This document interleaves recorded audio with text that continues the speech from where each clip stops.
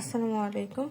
আজকে আমরা নন major chemistry 1 এর পদার্থের সাধারণ বৈশিষ্ট্যাবলী সম্পর্কে আলোচনা করার চেষ্টা করব। এই যে আমাদের পদার্থের সাধারণ অবস্থা বা বৈশিষ্ট্য জানার আগে আমাদের জানা দরকার যে পদার্থ বলতে আমরা কি বুঝি। পদার্থ বলতে সেই সমস্ত উপাদানকে বোঝায় যার ভর আছে, জড়তা আছে এবং বল প্রয়োগে বাধা সৃষ্টি করে। মানে আমাদের পদার্থ কি কি করে? স্থান দখল করে, ভর প্রয়োগ করে, তার পরিসর আছে, জড়তা আছে, স্থানান্তরীণ অবস্থা আছে বা বিভাজ্যতা আছে, আবার সীমাও আছে। এই যে এগুলোই হচ্ছে পদার্থের বৈশিষ্ট্য। আমরা পদার্থের সংজ্ঞা থেকে পদার্থের বৈশিষ্ট্যগুলো অতি সহজে জানতে পারি যে আমাদের পদার্থের স্থান দখল করতে পারে। তাহলে চলো যে পদার্থের কি কি বৈশিষ্ট্যাবলী বা গুণাবলী আমরা দেখতে পারি। পদার্থের বৈশিষ্ট্য হলো পদার্থের সাধারণ ধর্ম, যা দ্বারা পদার্থকে অনুধাবন করা যায়। আমাদের পদার্থের যেসব বৈশিষ্ট্য রয়েছে সেগুলো প্রয়োগ করে আমরা বুঝতে পারি যে এইটা একটা পদার্থ। নিম্নে পদার্থের কিছু বৈশিষ্ট্য দেওয়া হলো, যেগুলোর মাধ্যমে আমরা সহজেই বুঝবো যে এগুলো পদার্থ হতে পারে। তাহলে চলো প্রথমে যে বৈশিষ্ট্যটা রয়েছে সেটা হচ্ছে স্থান দখল করা। পদার্থ বা যে কোনো পদার্থে কিছু স্থান দখল করতে পারে, সেটা যে কোনো পদার্থেই হোক না কেন পদার্থ কিছুটা স্থান দখল করবে, এইটাই স্বাভাবিক। তারপরে আসি পদার্থের ভর। কোনো একটা বস্তুর ভিতর পদার্থকে যদি আমরা পরিমাণ করতে দেই বা পদার্থের পরিমাণকে তার ভর বলা হয়। এখন ভর হলো বস্তুর মৌলিক বৈশিষ্ট্য, যার কারণে মহাকর্ষ বলের উদ্ভব হয়। আমাদের পদার্থ যে কোনো পদার্থই বলি না কেন তার ভর থাকবেই। তারপরে আসি পরিসর। পরিসর বলতে আমরা সাধারণভাবে কি বুঝি? ব্যাপ্তি বা সীমা। তাহলে চলো যে পদার্থ, কোনো একটা পদার্থ, সেটা যে কোনো পদার্থ হতে পারে, তার পদার্থের দৈর্ঘ্য থাকতে পারে, প্রস্থ থাকতে পারে এবং উচ্চতা থাকতে পারে।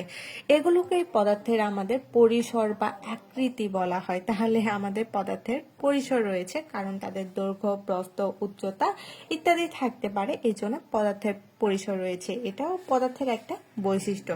তারপরে পদার্থের জড়তা। জড়তা বলতে আমরা কি বুঝি? পদার্থ যে অবস্থায় আছে সেই অবস্থায় থাকতে চাওয়ার যে প্রবণতা, তাকে আমরা জড়তা বলি।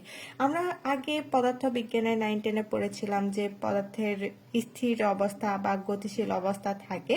তাহলে জড়তার ক্ষেত্রে আমরা আগে বলতাম কি যে স্থির অবস্থায় যেসব বস্তু রয়েছে তারা সারা জীবন স্থির অবস্থায় থাকতে চায়, বা গতিশীল অবস্থা প্রাপ্ত যেসব পদার্থ রয়েছে তারা সারা জীবন গতিশীল থাকতে চায়।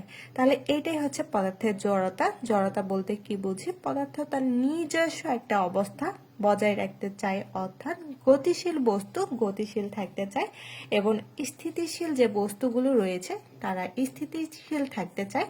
অর্থাৎ জড়তা হলো নিজের অবস্থানকে বজায় রাখার একটা চেষ্টা।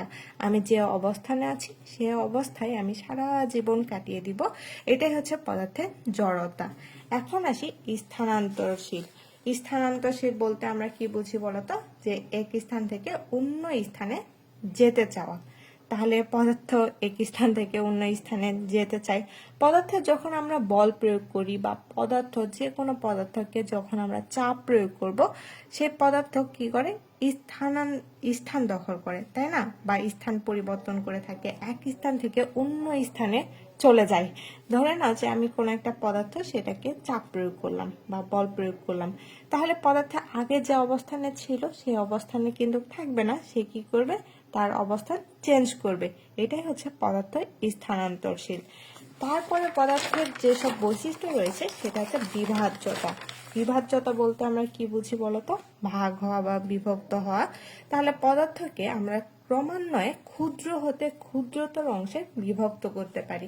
আমরা যে কোনো একটা পদার্থ নিয়ে যদি কথা বলি, সে পদার্থটা টুকরা টুকরা বা বিভক্ত করতে পারি, তাহলে এটা থেকে বলতে পারি যে পদার্থের একটা বিভাজ্যতা আছে। তথাপি এ ধর্মেও কোনো পরিবর্তন হয় না, পদার্থের বিভাজ্যতার কোনো ধরনের পরিবর্তন হয় না। তারপরে আসি পদার্থের সীমা। প্রতিটি পদার্থের একটা নির্দিষ্ট সীমা বিদ্যমান। ধরে নাও যে আমার 5 ইঞ্চি পরিমাণ সীমা আছে বা 6 ইঞ্চি পর্যন্ত সীমা আছে, এই সীমার মধ্যে কিন্তু পদার্থটা থেকে যায়। এর বেশি সীমা বা এর কম সীমা পর্যন্ত পদার্থ থাকে না। তাহলে যে কোনো একটা পদার্থের নির্দিষ্ট সীমা বিদ্যমান থাকে, যে সীমার মধ্যে পদার্থের বস্তুর একটি নির্দিষ্ট আয়তন বিদ্যমান, ওই সীমার মধ্যেই। ধরে নাও যে যার 5 ইঞ্চি সীমা আছে বা 5 সেন্টিমিটার সীমা আছে সে 1 থেকে 5 সেন্টিমিটার পর্যন্তই স্থান দখল করবে। তাহলে এটাই হচ্ছে পদার্থের একটা নির্দিষ্ট সীমা যার মধ্যে পদার্থটা আবদ্ধ থাকে।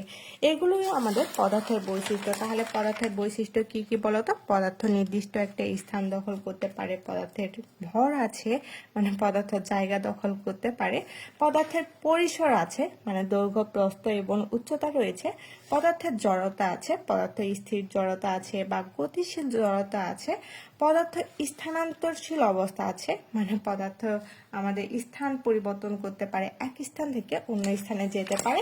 আবার পদার্থের বিভাজ্যতা ধর্মটা রয়েছে যে পদার্থ টুকরো টুকরো ভাবে ভাগ হতে পারে বা বিভক্ত হতে পারে, এটা পদার্থের বিভাজ্যতা।